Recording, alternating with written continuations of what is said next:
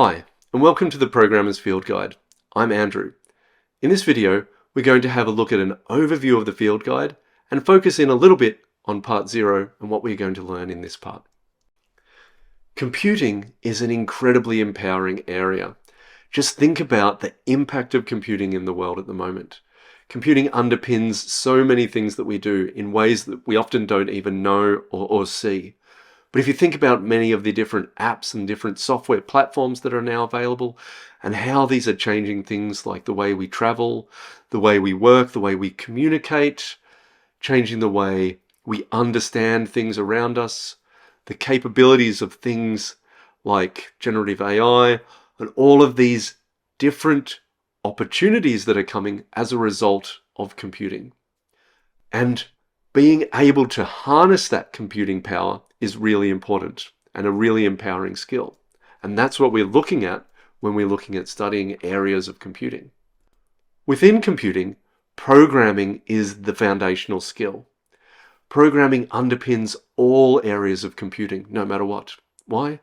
Programming is all about understanding how the computer works and what you need to do in order to get the computer to do different things.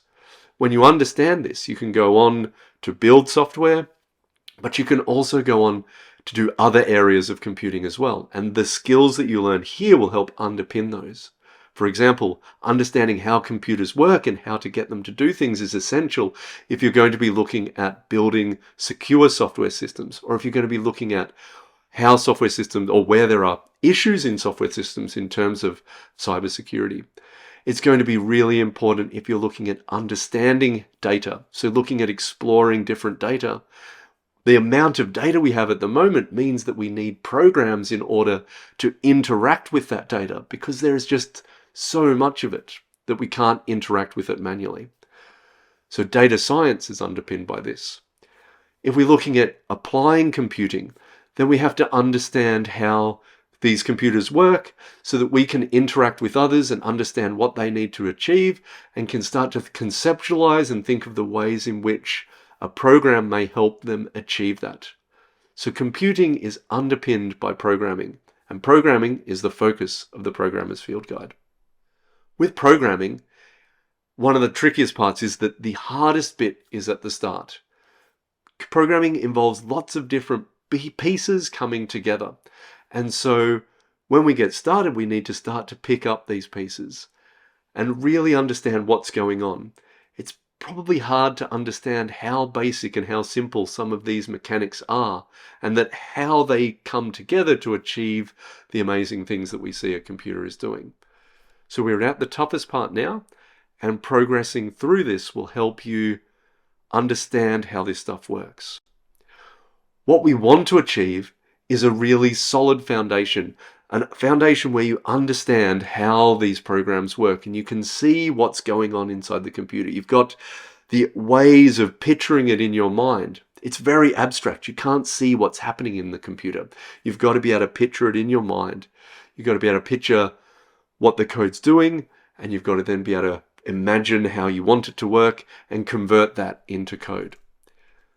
And having that solid foundation will help set you up for ongoing success, regardless of which field of computing you're going to be continuing to explore. So follow the Programmer's Field Guide. This aims to help build that solid foundation for you. We're going to start from the bottom and work up, start at the basics and work through it. So this organization of the book focuses on first getting started, getting everything ready in part 0, where we are now. We'll then look at programs as instructions, work through programs as ways of organizing code, to how we can use it to model things conceptually, and then we'll look at what next. What do I do now? Where can I go with all of these cool things that I've learnt in this journey? Part 0 of the Programmer's Guide is all about getting up and running. How can I use the computer? How can I get my computer set up so that I'm ready to start building software? And here we're going to be looking at using the computer not as a standard user, but as a power user, where we get under the hood and we interact with the computer as close as we can to the hardware, so getting connected to the operating system at a very low level. In this chapter, We'll organize our thoughts around looking at digital realities as a way of picturing what's happening inside the computer. So in part 0, then we will go on to looking at using the terminal to interact with the computer and to get things done. That's where we're getting under the hood and issuing command line instructions to get it to do things. And then we'll see how we can use those tools to build and run programs. And then we'll be ready to get started actually programming. Part 1 is where we start programming. And in part 1, we're going to look at the idea of programs as instructions that get the computer to do things. This is the lowest level way of looking at it in terms of our layers of abstraction. And we'll look at each of the instructions. How does this instruction work? What is the mechanics? What is it doing? Understanding this will then help us as we go on to working at higher levels where we can sort of take those mechanics for granted because we already have them as a good understanding in our heads. Part 2 then focuses on organizing our code. How can we organize our programs to start building bigger programs? At the end of part 1, you'll be starting to bump into some limits where you're thinking, I want to do this, but it's so difficult. I know what I need to do, but I've got to write lots of code to achieve it. When we get into part 2, we'll start to give you some tools that you can use to help organize your code and make it easier to work with as you start to get into bigger programs. So part 1 will be challenging, but as you get into part 2, if you've mastered the ideas in part 1, it will be much quicker at the start. So you'll be really churning through those ideas very quickly, and they'll be empowering you to do things more in ways that are easier once you understand the basic mechanics. Part 3 then moves on to the idea of modeling your program at a higher conceptual level. So now we're starting to work with bigger programs with concepts where we're not so worried about how the code is organized because we understand how code organization works. We're thinking about, okay, let's connect these concepts together. How will that work? What are the ways we model these ideas?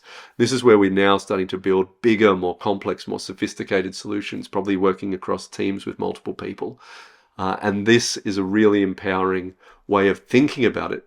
But we need the foundations that are set up in part 1 and the foundations from part 2 in order to really understand how those concepts are actually functioning. And then in part 4, this will be where we sort of reach out and explore different programming languages and different ideas. One of the key things in all of these parts is that, or parts 1 through to parts 0 through to part 3, is we're looking at programming in general. We're not really focusing on the specifics of one language, but trying to pick the things that are common within most programming languages, and we will use a language which we will explore and we'll grow through with. But you'll then see how that applies in different languages as you go. So at the end, you won't just know one programming language. You'll have a solid foundation of most programming languages. And for each programming language that you want to learn, you might have to learn a few small things, but you'll be able to connect the main ideas back to this solid foundation that you've developed as you've worked across these chapters and these sections. So will the guide help you get started programming? The key bit about programming is building a solid foundation, understanding how this stuff works at a low level. Once you get that, it sort of clicks and you go, is that all it is? Things will really start to accelerate, and that foundation will help set you up for ongoing success. The Programmer's Guide is designed to build you up to that level of understanding, focusing first on the simple mechanics of how things work, growing through ways of organizing your code to conceptually modeling your programs, and then showing you different ways you could apply that in different areas. Overall, I'd expect this to take a reasonably long time to study.